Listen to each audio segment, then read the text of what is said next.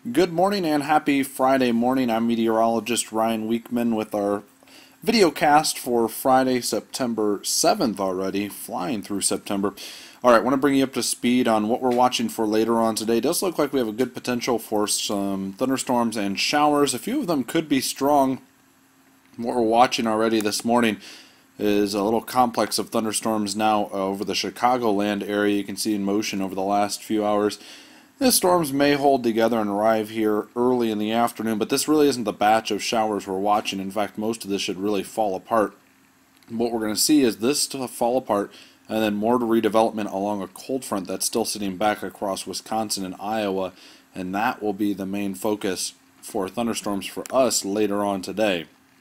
Why are we doing an update here? Well, SPC does have us under a slight risk for the possibility of some stronger storms later on today. A lot of this, though, depends on just how much sunshine that we see. Here's what the visible satellite has looked over the Ohio Valley and lower Great Lakes over the last few hours. I'm going to stop this for you at the last frame.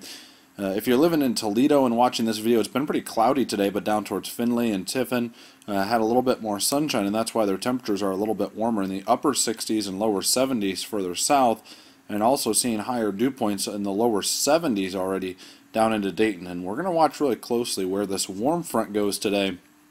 Just how far north it can get will tell us just how big the severe weather threat will be. Right now it looks like it may make it just up to the Ohio-Michigan border by this evening, and that'll put a good chunk of our area in the possibility for a few stronger severe storms. Important to note, the more clouds that we see, you can see all the way over across northern Indiana for the most part, and especially far eastern Illinois.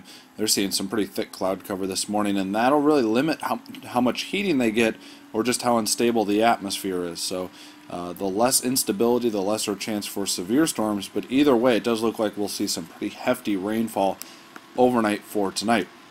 Just one of the weather models. We don't just look at any one random weather model, but this is the RPM, and it shows later on this afternoon and early this evening that we could see, in fact this is late this afternoon, that we could see the potential for some storms developing right along that warm front in northern Indiana, and some of these storms will track into northwest Ohio. So something we want to watch, and it's all about the moisture in the atmosphere.